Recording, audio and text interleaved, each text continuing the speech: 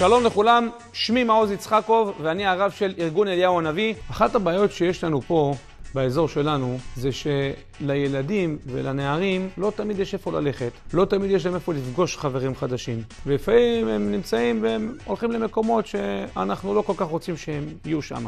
לכן אנחנו נותנים להם פתרון שיוכלו להגיע אלינו למקום שלנו. במקום הזה יהיו להם חדרים, יהיו להם קצת דברים טובים, קצת מזונות לאכול, יהיה להם קצת שתייה קלה לשתות, יוכלו להסתובב אחד עם השני במקום שהוא באווירה של עם ישראל, לא במקום שהוא באווירה של גויים או של אנשים שאנחנו לא מכירים את התרבות שלהם. וכשאנחנו נפתח את המקום הזה, שיהיה בו חדרים שמחולקים לילדים קטנים ולילדים גדולים יותר וכן לנערים, אז הם יוכלו להרגיש שהמקום הזה הוא בעצם בית שני בשבילהם, וזה באמת מה שאנחנו מחפשים. בואו אחריי. בעצם הבניין שאנחנו רוצים לשפץ נמצא ממש כאן, כבר נראה אותו, ואנחנו רוצים לעשות פה בבניין הזה, לחלק את החדרים כמו שצריך.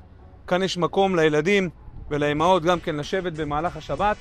כמו כן כאן זה הבניין המדובר והמיוחל. כאן אנחנו רוצים לעשות יציאה מהאזור הזה, שכל האזור הזה שאתם רואים כאן, כל זה יהיה מגרש משחקים לילדים.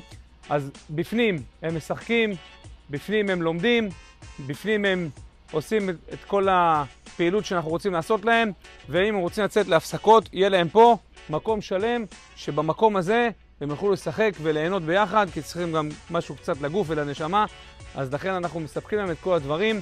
ובעזרת השם יתברך, הבניין הזה, כמו שרואים אותו עכשיו, שהוא נראה קצת צולע ומסכן, הבניין הזה הולך להיות יפה. אנחנו הולכים לעשות סטאקו מבחוץ, להחליף את החלונות, להחליף את הגג מלמעלה, לעשות אישור.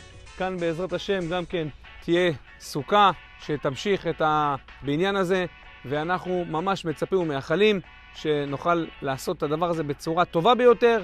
הכל בזכותכם ובעזרתכם.